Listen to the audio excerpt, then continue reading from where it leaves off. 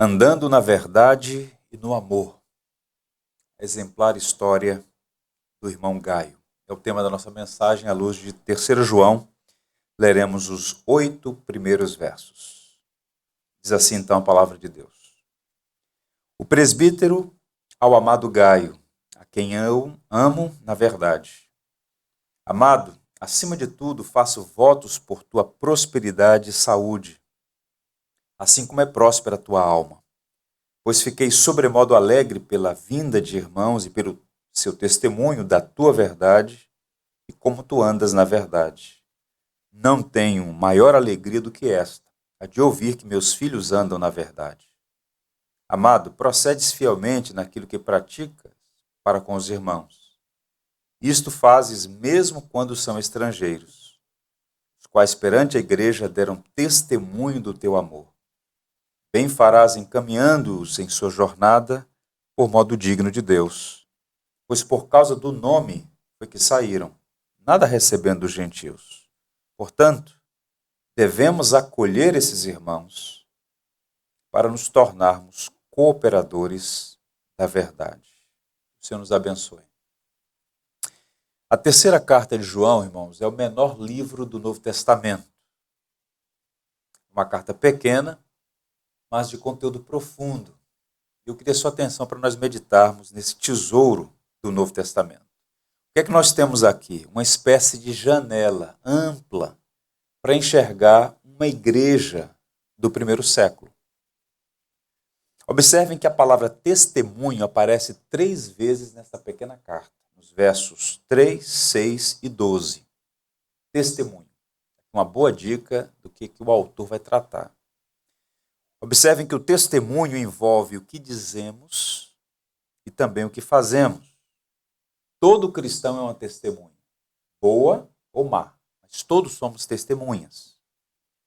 E o testemunho de uma pessoa pode ser uma bênção na vida de outras pessoas, como também pode ser uma vergonha, um empecilho, para que outros sejam atraídos pelo Evangelho. E nesta pequena carta, João cita nominalmente 3 pessoas, acerca das quais tudo que sabemos estão nesses versos. São eles Gaio, sobre quem falaremos hoje, Diótrefes e Demétrio. Gaio e Demétrio são elogiados por João, são apresentados como modelo de fé e amor. O tal do Diótrefes é censurado por sua conduta reprovável, como nós veremos no futuro.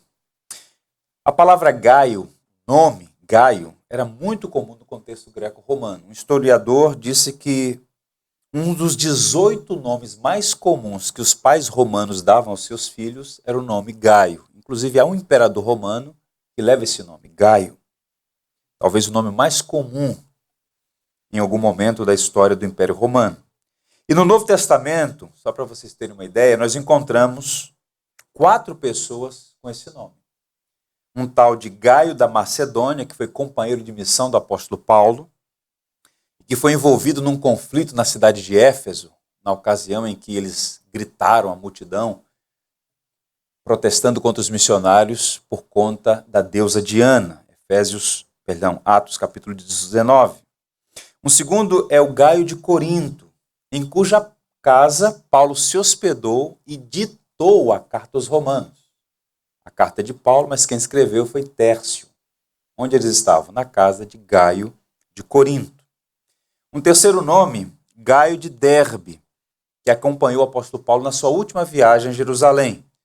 Lembram que Paulo mobilizou as igrejas gentias, as igrejas constituídas na sua maioria de não-judeus, para levantar uma oferta para socorrer a igreja na Judéia. Quando Paulo foi a Jerusalém levar essa oferta de socorro aos irmãos da Judéia, Gaio de Derbe estava com Paulo. Alguns estudiosos, até mesmo levantando aí um documento chamado de Constituições Apostólicas, sugere que este é o Gaio a quem João se reporta aqui, um homem que era natural de Derbe e que foi ordenado bispo de Pérgamo.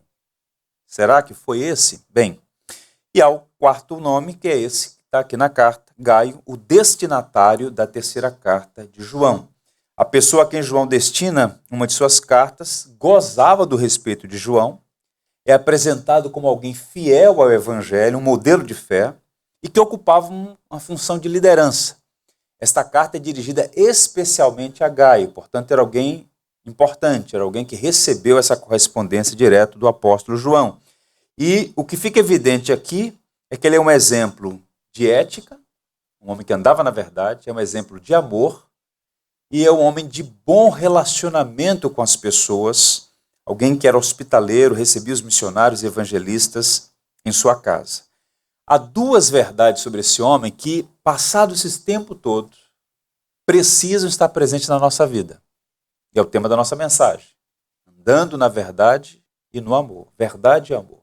Mas antes de examinar essas duas características extraordinárias desse homem, eu queria apresentar aos irmãos um traço do perfil dele. Pelo menos duas verdades sobre a pessoa de Gaio. Primeiro, ele era um homem amado pela igreja e pelo apóstolo João. Observe como é que começa a carta. O verso 1. O presbítero ao amado Gaio, a quem eu amo na verdade. João se apresenta como presbítero. Nesse caso aqui, como aparece em alguns outros manuscritos, a ideia aqui é de ancião. João é um idoso, um ancião. Nesse momento da história, ele é o único apóstolo vivo. Ele se apresenta como um ancião, um presbítero. E a palavra presbítero, no Novo Testamento, é usada para pessoas que exercem função de liderança, uma função pastoral, tanto no ensino quanto no exercício da disciplina. Ao contrário do que algumas pessoas pensam, palavras como presbítero, bispo, pastor não sugerem hierarquia. No Novo Testamento, esses termos são equivalentes, são usados como sinônimo. Muito posteriormente, tem relação com a queda do Império Romano, é que passou-se a usar essas nomenclaturas como se houvesse uma ordem, uma hierarquia. Mas nesse momento, tanto é que no Novo Testamento, por vezes as palavras são intercambiáveis. Presbítero, bispo, pastor. Mas é interessante a humildade de João, que não se ufana de títulos pomposos. Ele simplesmente se apresenta como o presbítero, o ancião, e se dirige a alguém que lhe é muito caro. E ele chama Gaio de amado. Ao amado Gaio. Esse é um termo usado apenas pelos cristãos. Apenas pelos cristãos no Novo Testamento. Chamavam uns aos outros de amado como exercício de trazer à memória que a igreja é uma comunidade de pessoas amadas por Deus e que devem amar umas às outras. Isso é interessante. Nós amamos, mas também precisamos declarar o nosso amor. Declarar o amor é tão importante quanto amar. E João não tem problema com isso. O presbítero ao amado. E não é uma figura de linguagem, não é uma palavra retórica. É a pessoa amada mesmo, ao amado Gaio. Paulo usou essa expressão, por exemplo, muitas vezes em relação aos seus companheiros de viagem. Com mais frequência a Timóteo, ao amado Timóteo, meu filho na fé. Usado na primeira pessoa do singular, essa palavra aparece apenas 5 vezes no Novo Testamento.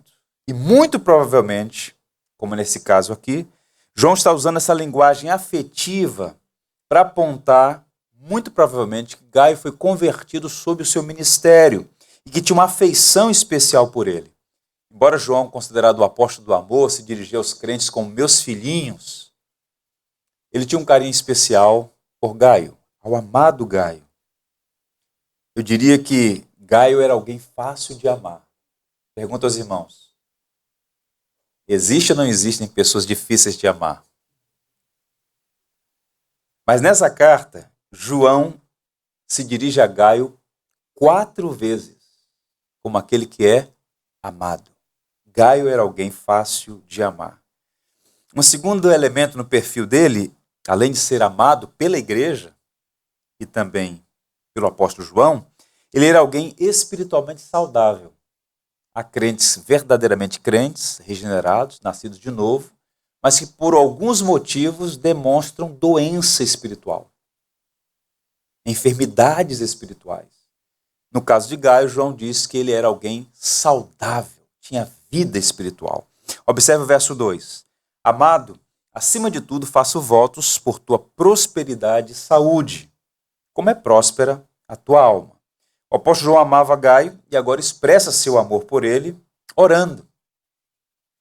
Interessante isso. A palavra aqui, votos, desejo, oração. João ama a Gaio e por isso ele ora em favor dele. Quem ama, ora pela pessoa amada. Isso é um princípio. Quanto mais amor, mais oração. Você não gasta tempo orando por quem você não ama. Oração tem relação com amor. Oramos mais frequentemente e com mais intensidade por aqueles a quem amamos. É interessante porque essa saudação aqui, João usa uma linguagem convencional. Isso aqui é um retrato de uma carta do primeiro século. Como é que os escritores escreviam as cartas? O nome do autor, nome do destinatário da carta e um desejo de que o destinatário tenha boa saúde e prosperidade. João está pegando um modelo de carta do primeiro século, mas ele faz aqui um ajuste, uma adaptação. Era comum o escritor fazer essa afirmação: olha, eu desejo que você vá bem de saúde, seja próspero em sua jornada. Mas João faz aqui uma adaptação ao protocolo para destacar a saúde espiritual de Gaio. Olha o que ele diz: amado, acima de tudo, eu faço votos, eu oro por você, por tua prosperidade, por tua saúde, assim como é próspera a tua alma. Em outras palavras, meu querido amigo, que você seja tão próspero e tão bem-sucedido quanto é saudável a sua alma. O que João está fazendo aqui? Reconhecendo que ele era um cristão saudável.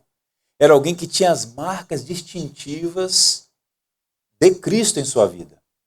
Gaio, eu desejo que você seja tão bem fisicamente, tão próspero em seus empreendimentos, como você tem saúde espiritual. É o que João está a dizer aqui.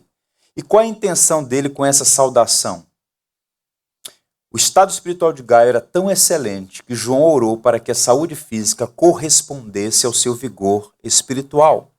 É muito possível que Gaio estivesse, nesse momento, com algum problema físico, algum problema. E João ora por sua saúde, ora para que ele fosse restaurado, e o seu desejo é que ele fosse tão bem fisicamente, tão saudável no corpo, quanto estava demonstrando ser no espírito.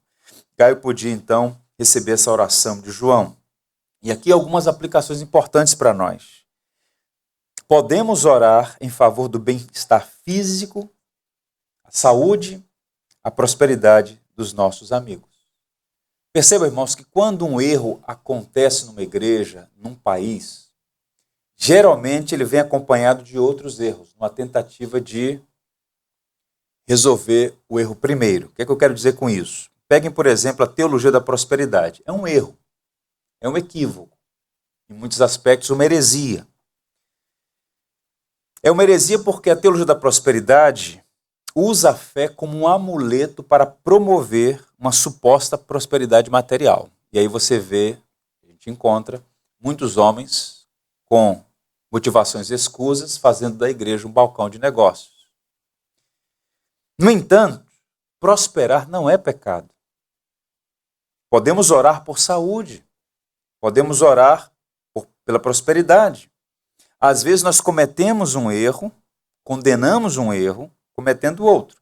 O John Stott, que está longe de ser alguém que subscreve a teologia da prosperidade, ele diz, fazendo uma exegese dessa passagem, que esse texto é uma autorização bíblica para desejarmos o bem-estar físico e o bem-estar espiritual dos nossos amigos cristãos. Então, João está dizendo a Gaio: eu oro para que você seja tão saudável fisicamente, tão próspero economicamente, quanto você é do ponto de vista espiritual. Não é errado. Segunda aplicação, existe o perigo de cuidar da esfera física da vida em detrimento da dimensão espiritual. Percebam, um indivíduo pode ter recursos financeiros, ter boa saúde física e, enquanto isso, o quadro espiritual padece de miséria e doença. Nós podemos encontrar um indivíduo que tem a saúde de um atleta, mas a alma de um moribundo. As academias estão cheias de pessoas assim. sarados fisicamente, cadavélicos do ponto de vista espiritual. Eu conheci uma senhora que dizia, saúde é o que importa. Eu sempre respondia, da alma também. Por isso, diz Paulo, não desanimamos. Pelo contrário, mesmo que o nosso homem exterior se corrompa, contudo o nosso homem interior se renova dia em dia. Nosso corpo ele está sofrendo um processo de degradação. E haverá um dia, uma hora e um momento, não precisa bater na madeira, porque vai acontecer, que seu corpo vai dar sinais de cansaço, cansaço, cansaço, até que ele vai descer à sepultura. Mas o mais importante é você manter a sua vida com Deus e a convicção de que você receberá um novo corpo semelhante ao corpo de Cristo. O nosso corpo é chamado de corpo de humilhação. Receberemos um corpo revestido de glória. Isso é importante, essas observações. A saúde física ela é decorrente de alguns fatores. Por exemplo, boa nutrição, exercícios físicos, higiene, vida equilibrada. De igual modo, a saúde espiritual que Gaio desfrutava era o resultado de alguém que nutria a sua fé por meio da palavra de Deus, fazia os exercícios espirituais da academia da alma, oração, meditação, contemplação, fazia higiene através da confissão de pecados. O pecado é sujo e suja. Ele afeta, ele contamina. Confissão e higienização. E ao mesmo tempo tinha uma vida equilibrada, uma vida justa, uma vida sensata. Era um homem de saúde espiritual. Então João diz que o teu corpo e os teus negócios sejam tão saudáveis quanto é a tua alma. Gaio era alguém de saúde. Agora observem, há duas palavras aqui, que é o tema central da nossa mensagem, que são destacadas por João. E João chega a dizer assim, tua verdade, teu amor. Verdade e amor são duas características distintivas na vida de Gaio e na vida de todos os cristãos. O que é um cristão? É alguém que anda na verdade e vive no amor, entre outras coisas. Uma dica de leitura para os irmãos, uma ferramenta de estudo. Você quer estudar a Bíblia de modo eficaz, ler, compreender?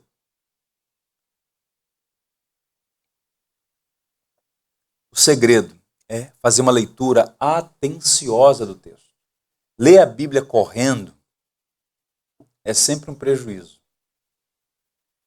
Você precisa ler a Bíblia pausadamente. Ler, ler e reler. E ler observando o texto, dialogando com o texto. E é uma carta tão curtinha, eu li algumas vezes. Você pega uma folha e lê o texto. Se você fizer esse exercício, o que é que você vai descobrir? Você vai descobrir qual é a mensagem, pela repetição. A carta tem apenas 15 versos. Um terço dela, quais são as palavras que mais aparecem? Verdade e amor. É sobre isso que João está falando. Observe, verdade, aparece amor. Amado, aparecem nos versos 1, 2, 5, 6 e 11. 5 vezes. Verdade, aparecem nos versos 1, 3, 4, 8 e 12. 5 vezes. Um terço da carta é sobre verdade e sobre amor. Portanto, João está falando sobre o testemunho, que aparece 3 vezes, daquele homem que andava na verdade e no amor. Portanto, essas duas características de Gaio precisam estar presentes em nossa vida. E aqui a gente vai examinar por que João elogiou por andar na verdade e no amor. Observe então, Gaio é alguém que dá testemunho andando na verdade. A partir do verso 3, pois fiquei sobremodo alegre pela vinda de irmãos e pelo seu testemunho da tua verdade, por como tu andas na verdade. A primeira coisa que se destaca aqui, nesse verso 3, é o coração pastoral de João. Pastor não é título, pastor é dom. E João tem um dom pastoral, tem um coração de pastor. E ele está feliz e manifesta publicamente sua alegria ao ouvir o testemunho dos irmãos sobre Gaio. Um grupo chegou até João e disse, olha, nós queremos dar testemunho de como Gaio anda na verdade. E quando João ouve isso, seu coração fica sobremodo alegre. Por quê?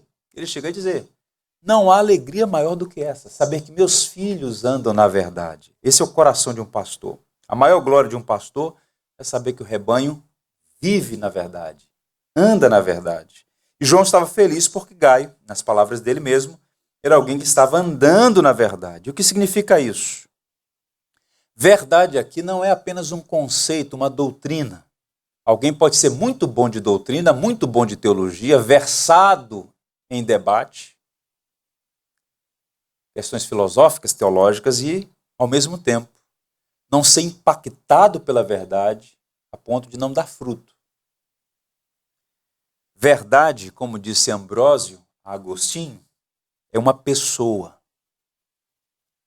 É a pessoa da verdade que nos encontra. Essa verdade é Cristo. E quando o indivíduo tem um encontro pessoal com Cristo, a sua vida é transformada. Crer na verdade implica em viver na verdade. Não pode haver, portanto, uma dicotomia entre a profissão de fé e a prática. Razão pela qual, no Novo Testamento, essa linguagem, andar na verdade, é uma expressão que denota uma vida correta, uma ética exemplar, um caráter transformado. E Gaio era reputado como alguém de fé verdadeira, que dava bom testemunho à comunidade cristã. Em outras palavras, há uma correspondência entre o credo e a conduta, uma harmonia entre a doutrina e a prática. Não basta ser ortodoxo. A boa teologia, a boa doutrina, a sã doutrina é aquela que promove saúde, que promove vida. É preciso viver em santidade. John MacArthur, em seu comentário, diz de modo irretocável: o elogio de João a ele é um dos maiores já feitos no Novo Testamento, visto que não apenas está centrado no fato de ele conhecer a verdade, mas também de praticá-la fielmente. Então, observe, irmãos, nós vivemos num mundo cercado de pessoas que têm resistência, animosidade e até um espírito belicoso em relação à fé cristã.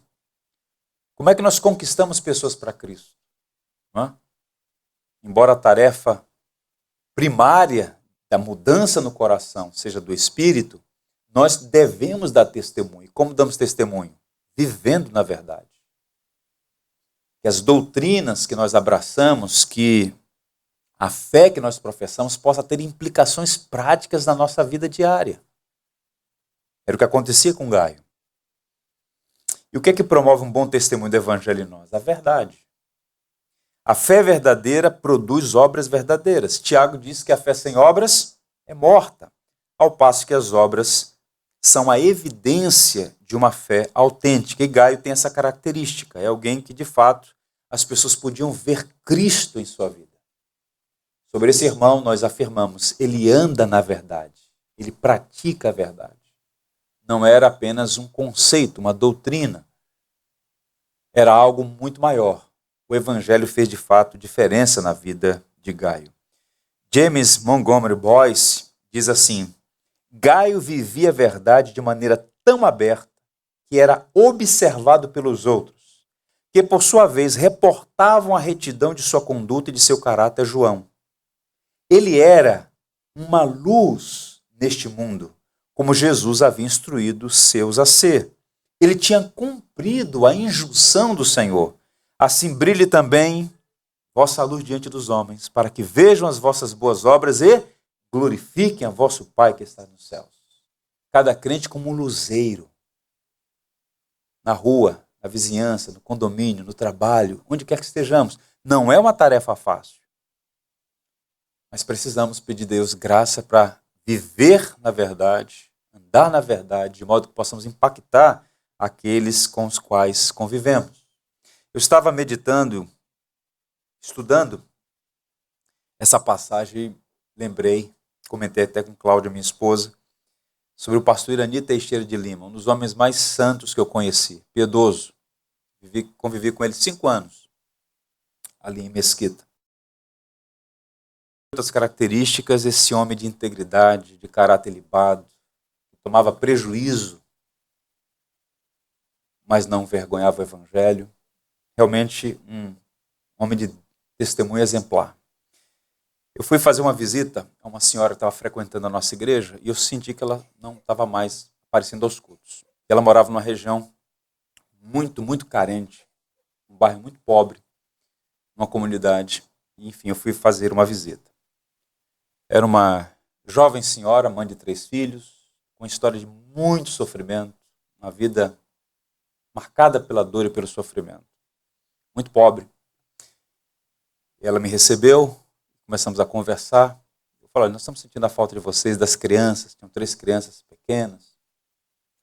Ela disse, pastor, serei bem sincera, eu não sou cristã. O que me levou a frequentar os cultos foi a bondade e o amor que tanto me constrange naquele senhor. As muitas vezes ele nos socorreu, nos ajudou, nos abençoou de uma maneira inexplicável. Não estou podendo ir, ele deu as razões dela, mas ela disse, olha, eu não sou cristã. Ela disse, eu quero muito ter esta fé que eu vejo nesse homem. Veja o impacto. Ela estava frequentando a igreja, atraída, impactada pelo evangelho na vida daquele ancião, com 65 anos de idade,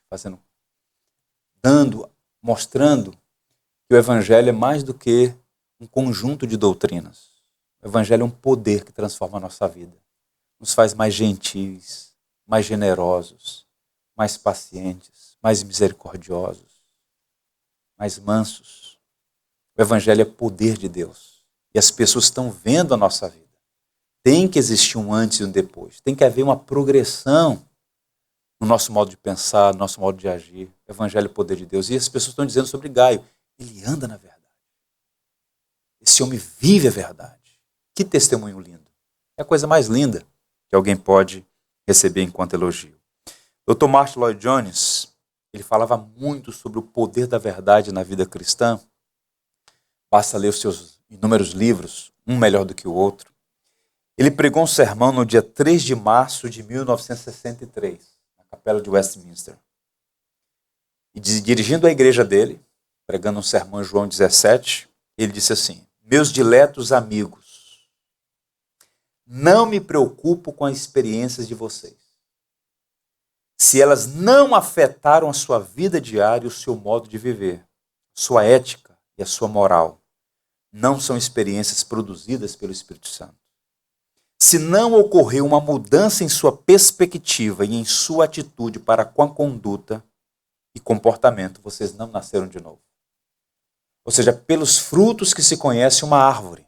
Não é pelo tempo de igreja. Não é por quantas vezes leu a Bíblia. Frutos visíveis, perceptíveis. A verdade do Evangelho é o que capacita a pessoa a dar bom testemunho. O Evangelho não se pode andar na verdade sem conhecê-la. E Gaio era alguém que amava a palavra de Deus e nela meditava dia e noite. E a palavra de Deus que deve ocupar a primazia na nossa vida. Gosto muito de um texto que Paulo se dirige a Tito, dizendo assim, não furtem. Isso aqui é uma questão ética. Não furtem. Vocês agora estão no Evangelho. Vocês precisam dar bom testemunho. Não furtem. É a palavra imperativa. Agora vejam o motivo pelo qual a conduta ética deve estar presente na vida do cristão. Pelo contrário, diz Paulo, Tito 2, verso 10. Deem prova de toda a fidelidade, a fim de ornarem a doutrina de Deus, nosso Salvador. Isso aqui é lindo demais. O que é que Paulo está dizendo? Não se comportem como os incrédulos. Num país como o de vocês, Paulo se dirigindo aos brasileiros, num país de tanta corrupção, não furtem. Pelo contrário. Vocês precisam embelezar a doutrina, ornamentar a doutrina do Evangelho pela maneira como vocês vivem. Ou vocês acham que os amigos de vocês no trabalho estão interessados em teologia sistemática? Em saber quem foi o autor da carta aos Hebreus?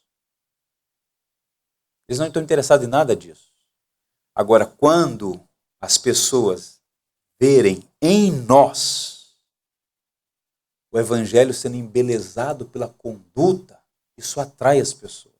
Porque as palavras são palavras, mas o testemunho e o exemplo arrastam. Paulo está dizendo isso a Tito. Em alguma medida, Gaio está vivendo tudo isso. A doutrina, portanto, é a base da conduta ética e a conduta ética é o ornamento da doutrina. A gente precisa das duas coisas. Eu não estou desprezando a doutrina. Eu estou dizendo que a doutrina ela tem que ser evidenciada pelos frutos de uma vida transformada. Palavra, verdade. E à medida que a gente vive a verdade, o evangelho vai sendo ornamentado, embelezado. Para citar ainda mais uma vez o Dr. Lloyd Jones, o caráter e a natureza da vida que devo viver são determinados pela doutrina e resultam da aplicação da doutrina. A santificação não é um dom a ser recebido, é antes algo que tem que ser desenvolvido à luz da doutrina. Para o ímpio, as doutrinas não fazem diferença, mas para nós fazem. Porque a nossa conduta ética, a nossa maneira de viver tem que corresponder àquilo que nós cremos. Aquele que diz estar nele deve andar como ele andou, deve viver como ele viveu.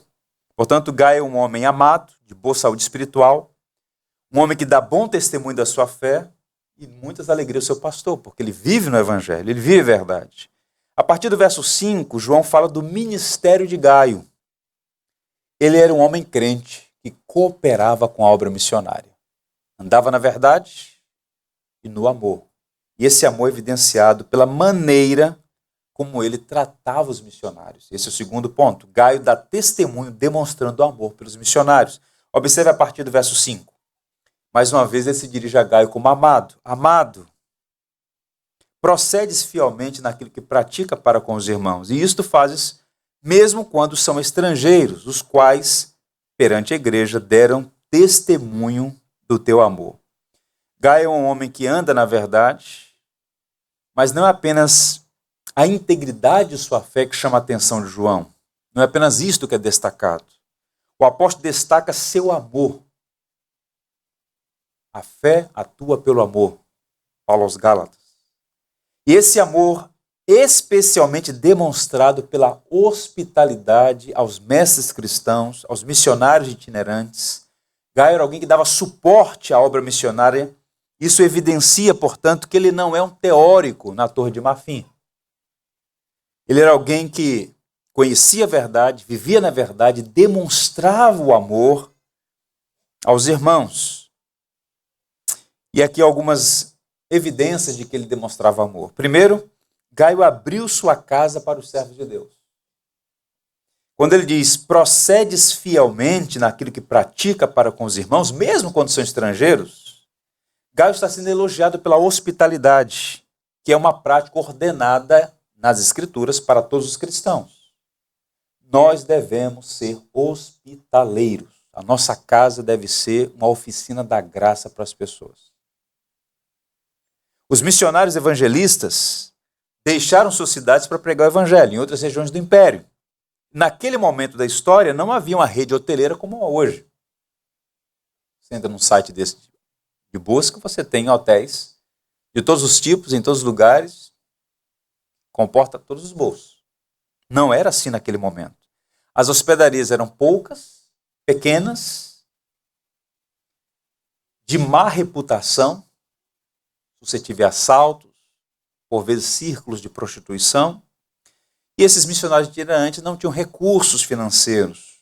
De modo que a prática da hospitalidade foi o meio que a providência usou para que houvesse uma movimentação missionária no império. Numa época que não havia uma comunicação como nós temos hoje. Razão pela qual havia as cartas de recomendação. Quem que levou a carta de Paulo de Corinto, especificamente de Cencreia, a Roma?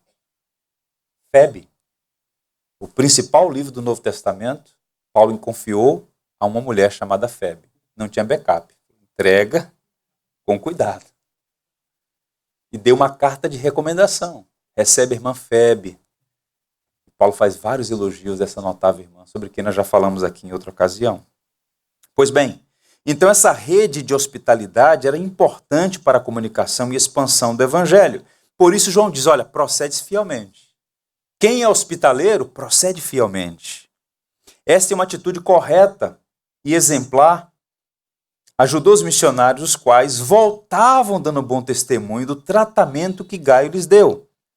Andava na verdade, cria na verdade e aplicava tudo isso através de uma vida de amor aos irmãos. Não havia discrepância, repito, entre a fé e a prática. Havia coerência entre a verdade que ele cria e a maneira como vivia. E aí no verso 5, nós encontramos um jogo de palavras que mostra como era intenso o amor daquele homem. Ele diz assim, procedes fielmente naquilo que praticas. Prática. Amor é prática. É bom declarar amor, mas amor é prática. E ele diz, pratica para com os irmãos e fazes mesmo quando são estrangeiros. Isso é interessante. Ele se mostrou hospitaleiro. Os irmãos chegavam. Havia critérios para essa hospitalidade, como nós veremos.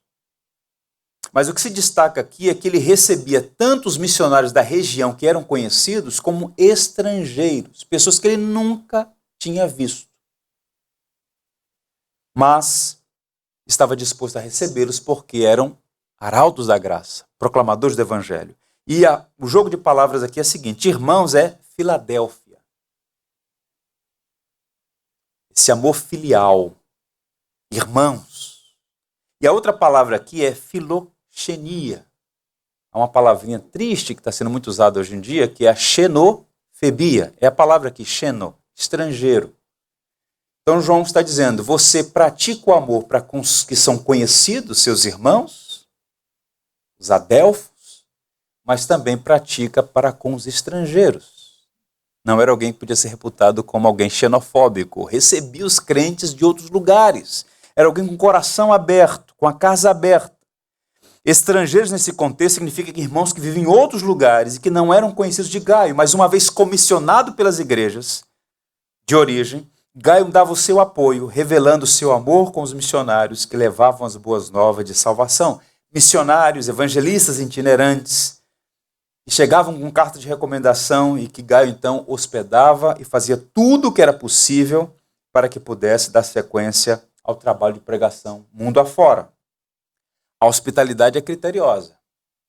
Naquele tempo já havia os abusadores, já havia aqueles que se aproveitavam da fé para tirar vantagem. Se você fizer uma leitura do capítulo da segunda carta de João, ele está dando à igreja critérios para receber pessoas, porque havia muitos que se apresentavam como evangelistas e missionários, mas eram homens de fé duvidosa, de caráter duvidoso.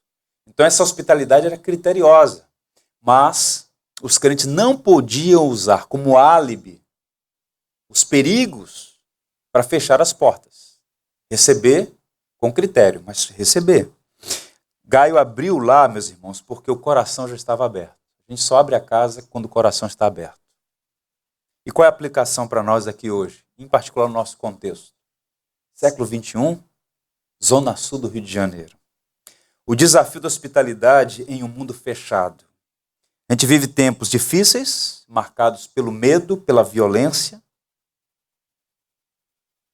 Não é fácil receber pessoas em casa, sobretudo desconhecidos. No mundo urbano da pós-modernidade, a palavra de ordem é manter a distância e garantir a segurança e a privacidade.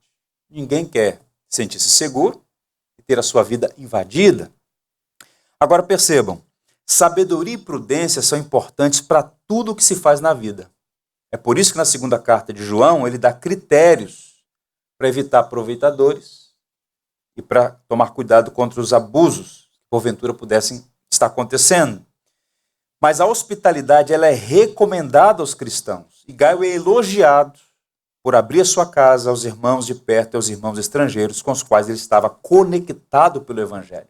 E eu estou convencido de que a hospitalidade é um dos desafios do nosso tempo. E um dos recursos mais poderosos para a evangelização. A casa dos cristãos precisa ser diferente. Precisa ser um lugar de acolhimento das pessoas. Percebam? Vejam o nosso bairro. As pessoas têm caricaturas da igreja, do prédio, da figura de um pastor. E tem motivos para isso. Um país com tantos escândalos, com tanta coisa que nos envergonha. E não adianta ficar demonizando as pessoas. Nós sabemos que é um véu sobre a mente, que é uma indisposição inata, mas a gente precisa enfrentar a realidade. Como é que a gente enfrenta a realidade? Orando pelas pessoas, intencionalmente, com frequência, com constância. Buscando os meios legítimos para ir quebrando essas caricaturas, com amabilidade, com gentileza, às vezes tomando até prejuízos. Quantas vezes? A nossa igreja aqui tomou prejuízos para evitar dificuldades com os nossos vizinhos. Porque nossa vocação primária não é manter um prédio. Nossa vocação primária é conquistar pessoas para Cristo. Pois bem, a gente precisa fazer isso. Abrindo a nossa casa para pessoas. Talvez haja no seu prédio indivíduos que têm lá suas caricaturas, suas perspectivas equivocadas em relação à igreja, e você é a única pessoa que poderá ter acesso a elas. Eu não tenho, por exemplo, acesso a essa pessoa, mas você pode ter, com uma gentileza, uma atitude de abertura. Qual foi a última vez que você convidou alguém para tomar um café na sua casa? Sabe o que está acontecendo? Nós estamos vivendo enjaulados, cada vez mais enjaulados, presos. Espírito belicoso, resistente, fechado. Minha casa, minha vida. Então entrou, fecha a porta, tchau e bênção, conforto da minha casa, da minha família, só a gente aqui e tal. Uma redoma. E a gente perde o quê? A beleza de viver em comunidade. Existem riscos. Eu não estou dizendo para você abrir a sua casa no primeiro estranho que você encontrar na calçada. Mas estou dizendo o seguinte, não feche seu coração. Se seu coração estiver aberto, sua casa também estará para abençoar outras pessoas. Eu já viajei muito, irmãos. E eu lembro que recebi um convite para pregar no sul da Espanha, numa região muito bonita. Almeria, Málaga, Granada, Sevilha, uma região muito bonita, histórica, aquele sul da Península Ibérica. E o pastor que me convidou, Granada é uma cidade com 350 mil habitantes, tem 12 igrejas. É um deserto espiritual. A maior igreja é a Igreja Batista, a primeira Igreja Batista de Granada, tem 150 pessoas. E o pastor, olha, nós temos recursos para hospedá-lo no hotel, mas nós gostaríamos muito de ter a honra de tê-lo em nossa casa. Nós queremos conviver com o irmão. Coisa linda, irmãos. Convivência. E a gente está perdendo isso. Então, quando a igreja promove um almoço, um café, um passeio, um retiro, um acampamento, um encontro de casais, um dos objetivos é o relacionamento, treinar os crentes para relacionamento, que é uma chave poderosa de evangelização. Gaio tinha isso, ele recebia as pessoas, mas não apenas recebia pessoas. Outra característica, Gaio abriu o bolso para dar suporte aos missionários. Observe o verso 6, a parte B. Bem farás encaminhando-os em sua jornada por modo digno de Deus. João elogiou a hospitalidade dele, agora está encorajando a continuar esse trabalho, dando suporte para que eles sigam em frente pregando o evangelho. E há uma expressão técnica aqui. Bem farás encaminhando-os. O que significa isso? Vamos recorrer aqui aos universitários. E o universitário que me ajudou foi o Charles Dodd, grande teólogo inglês. Encaminhando-os em sua jornada contém um verbo, um termo técnico, para as missões cristãs primitivas. Implica em assumir a responsabilidade financeira pela viagem dos missionários. Quando João diz, bem farás encaminhando-os em sua viagem, João está dizendo que a tua hospitalidade seja acompanhada de suporte para que eles sigam viagem. Suporte aqui é oferecer os recursos para que esses missionários sigam em frente, pregando o evangelho pelos lugares pelos quais Deus os levaria. Isso é interessante, porque esse texto, bem como outros, revela que o sustento do trabalho missionário é da igreja. Igreja não é um prédio, igreja são pessoas. Em outras palavras, o sustento missionário é meu, é seu, é nosso, é dos remidos. Somos nós. Como é que o evangelho chegou aqui no Brasil? Nós estamos fazendo alguns trabalhos, essa hercúlea tarefa de resgatar a memória dos batistas, como esses missionários chegaram aqui, o perfil deles e tal, uma coisa linda, coisa linda. E esses irmãos se dispuseram a deixar a América do Norte, vieram para o Brasil, país diferente, língua diferente. Você fala português porque nasceu no Brasil, mas é uma língua dificílima. Nunca faça chacota de um gringo engolindo os R's, né? Os pronomes. Porque é uma língua difícil. Eu fico pensando, século XIX vieram para cá. O Brasil era uma grande fazenda de café. Adoeceram, pegaram doenças tropicais, sepultaram familiares, esposo, filhos e filhas. Eles vieram para cá fazer isso, a pregação do evangelho. Como é que vieram? Vieram porque outras pessoas estavam segurando as cordas. Vocês vão, nós vamos sustentar vocês. Esses homens vieram para cá. Começaram a distribuir bíblias, jornais. Os recursos foram chegando, criaram um orfanato, criaram uma creche, uma escola, um seminário, uma universidade. Os batistas são hoje quase 3 milhões de pessoas no Brasil. Alguém começou esse trabalho.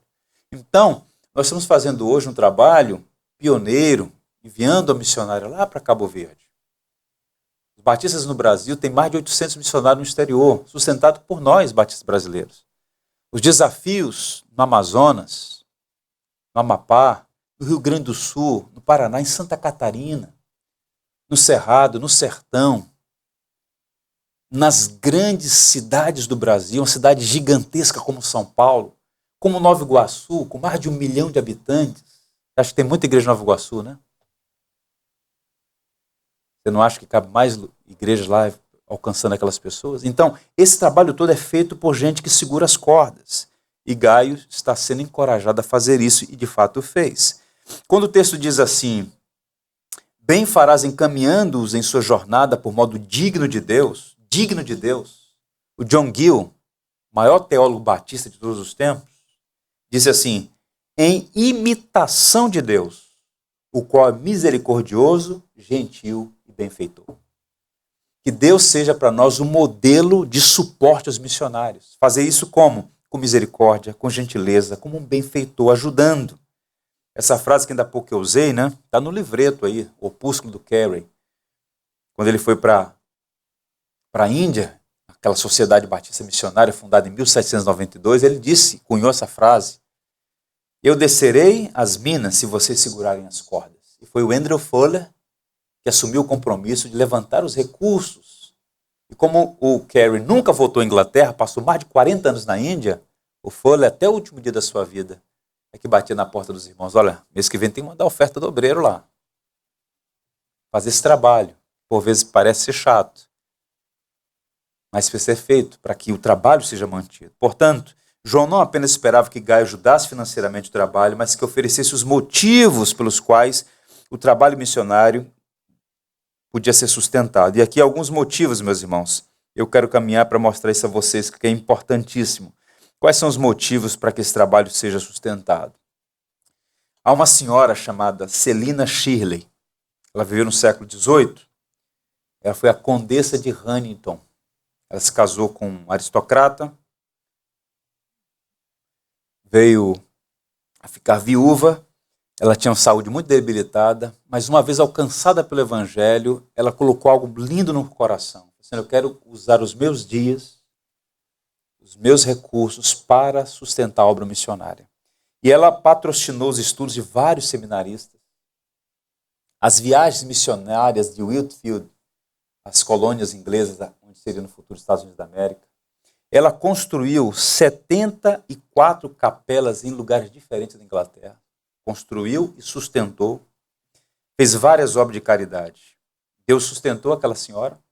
Ela veio a falecer aos 84 anos. No seu leito de morte, sabe o que ela disse? Esse aqui é o epitáfio de todo crente que ama a Cristo. Meu labor está concluído. Nada mais tenho a fazer senão ir para a casa de meu pai. Investiu no reino. As nossas ofertas, elas têm duas possibilidades. Elas podem ser ofertas ou ofensas. Nós precisamos ser generosos. Gaio era alguém que andava na verdade, no amor.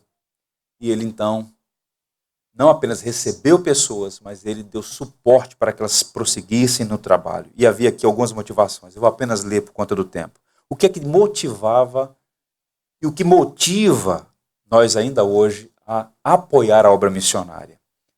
Algumas coisas. Primeiro, o Evangelho é o motivo da missão.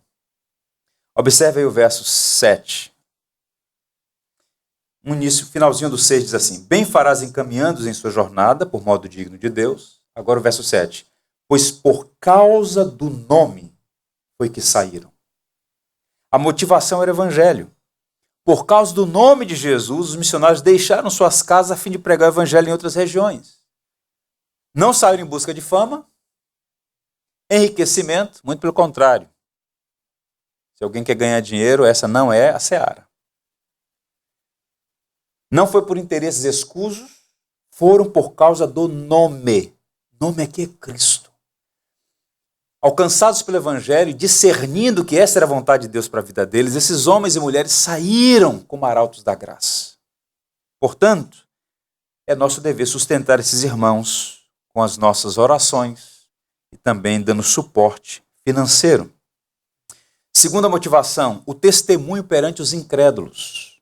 O verso 7 diz ainda, pois por causa do nome foi que saíram, ou seja, a motivação foi o evangelho. Agora, observe o restante aí. Nada recebendo dos gentios. João está aqui fazendo uma afirmação interessante, porque no mundo antigo era comum pregadores itinerantes, de seitas religiosas e filosóficas, pedirem dinheiro para se manter. Então o indivíduo chegava com um discurso, com uma mensagem que fosse de natureza religiosa ou filosófica. Sofistas faziam muito isso na Grécia Antiga. Então eles saíam viajando, oferecendo ensino, instrução, mas pediam aos ouvintes que os mantivessem, que dessem a eles recursos. Esses obreiros que saíram por causa do nome, por causa do evangelho, nada receberam dos gentios. Ou seja, não são os incrédulos que sustentam a obra missionária. O missionário não pode sair pelos campos a pregar o evangelho, bater na porta das pessoas dizendo, eu vim para cá pregar o evangelho, mas você precisa me manter. Não existe. Não fecha as portas para uma eventual contribuição, como já aconteceu aqui no Brasil. Pessoas no período monárquico, por exemplo, um dos grandes advogados do Brasil, Tavares Bastos, ajudou missionários nossos, inclusive, com recursos e por sua influência, liberando Bíblias no Porto do Recife. Mas a prática comum qual é? Que a igreja sustente os missionários. Eles saíram nada recebendo dos gentios. Há dois princípios aqui. Há um princípio importante aqui, diz o John Stott, a saber que os cristãos devem financiar o empreendimento que o mundo não patrocina ou que não deve ser solicitado a fazê-lo. Então somos nós mesmos que devemos, seguindo o exemplo bíblico e o exemplo da história da igreja, fazer. Os nossos missionários devidamente comissionados, enviados pela igreja, não são mascates, não estão mercadejando a palavra de Deus, são pregadores do evangelho que devem ser sustentados pelos cristãos. Portanto, o sustento missionário não deve ser um dever do Estado. Nós batistas defendemos a separação entre igreja e Estado. Não defendemos um Estado ateu, mas defendemos a separação entre Estado e religião. Não é dever da sociedade civil, mas da igreja de Jesus, porque foi a igreja que recebeu este mandato de pregar o evangelho por todas as partes do mundo. Gaio abriu a casa e abriu a carteira, o bolso, para promover o evangelho. E por fim, a terceira e última motivação, a benção de ser um cooperador da verdade. O verso 8 termina com uma coisa lindíssima. Portanto, conclui João, devemos acolher esses irmãos, devemos recebê-los, para quê, gente? Para nos tornarmos cooperadores da verdade. Isso é lindo. Outra palavrinha aqui que só aparece em relação a pessoas no vocabulário cristão. Cooperação, trabalhar com. Toda vez que Paulo chamava meu cooperador, meus cooperadores, a ideia de trabalhar ao lado. Então, tudo que Paulo fez também foi tributado àqueles cooperadores. E tudo que eles fizeram também foi tributado a Paulo. É um trabalho sinergístico, um trabalho feito não apenas por uma pessoa, mas por uma comunidade, pelo corpo de Cristo, a cooperação. Isso é interessante.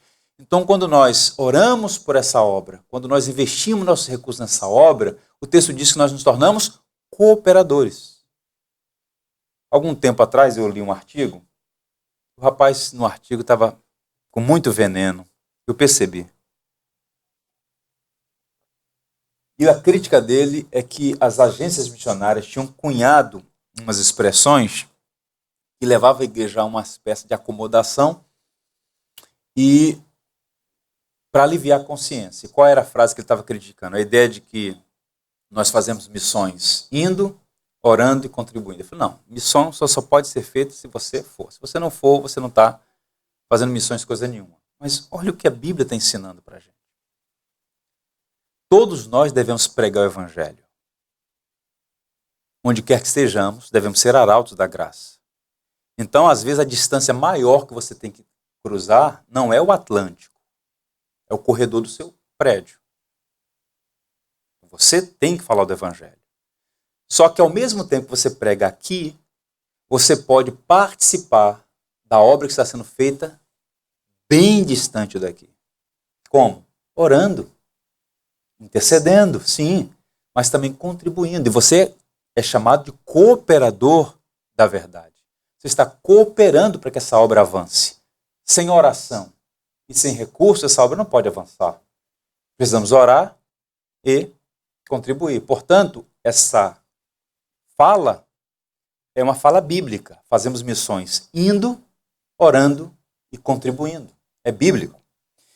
Para finalizar, eu quero fazer duas coisas. Primeiro, ler para vocês um texto do William Barclay, que foi um comentarista muito respeitado, um escocês. Ele diz assim: as circunstâncias de um homem podem ser tais que ele não pode se tornar um missionário ou um pregador. Está falando aqui no sentido de deixar a sua terra e ir para um outro lugar. A vida pode ter colocado numa posição em que ele precisa prosseguir com seus deveres rotineiros. Mas, para onde ele não pode ir, seu dinheiro e suas orações e seu apoio prático podem ir. E se ele dá suporte, faz de si mesmo um aliado da verdade. Não são todos que podem estar, por assim dizer, na linha de frente, mas todo homem, ao apoiar aquele que está na linha de frente, podem fazer de si mesmos aliados da verdade. Ele escreveu isso numa época em que a Escócia foi o celeiro missionário. Hoje a Escócia, para nossa tristeza, é um cemitério de igrejas. Mas no século XIX, a Escócia exportava teólogos missionários para o mundo. E o Barclay, perito em Novo Testamento grego, ele está fazendo esse comentário da carta, dizendo, olha, você pode fazer essa obra orando e contribuindo, sendo um cooperador da verdade. Que isso esteja no nosso coração. Quarta-feira passada, nós estivemos aqui orando pela igreja, pelos desafios, e nós fizemos menção do livro do William Carey, né? Está estudando o livro do Jerry Bridges. Ele comentou da irmã do William Carey. William Carey, bem conhecido, pai das missões modernas, tal. Foi para o campo missionário, fez uma obra extraordinária, tradução de Bíblias, construiu universidade, faculdades, enfim. Mas a irmã dele viveu todos os seus dias paralítica numa cama, uma situação muito difícil do ponto de vista clínico, mas era uma crente em Jesus Cristo. E aí o autor comenta que o ministério daquela mulher em um leito, naquela casa, na Inglaterra, era orar e orar e orar pelo trabalho missionário.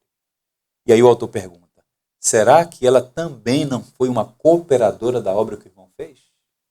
Ela não podia se movimentar, problemas físicos. Ela não tinha recursos para manter uma obra monumental como aquela, mas o que ela podia fazer, ela fez. Ela foi uma intercessora até o último dia da sua vida. Então eu quero te encorajar. Seja como um Gaio. Viva na verdade. Demonstre amor. Demonstre amor abrindo seu coração, abrindo sua casa, abrindo seu bolso para sustentar essa obra. E dobre seus joelhos. Essa obra precisa avançar. E vai avançar porque essa obra é de Deus, nós somos chamados para cooperar com a obra que Ele começou. Amém?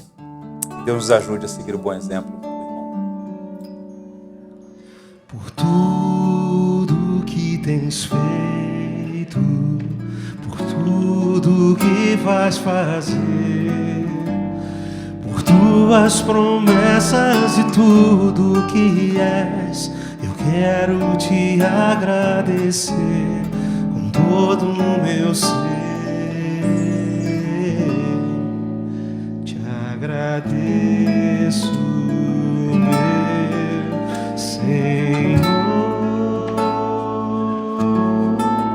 Te agradeço, meu Senhor.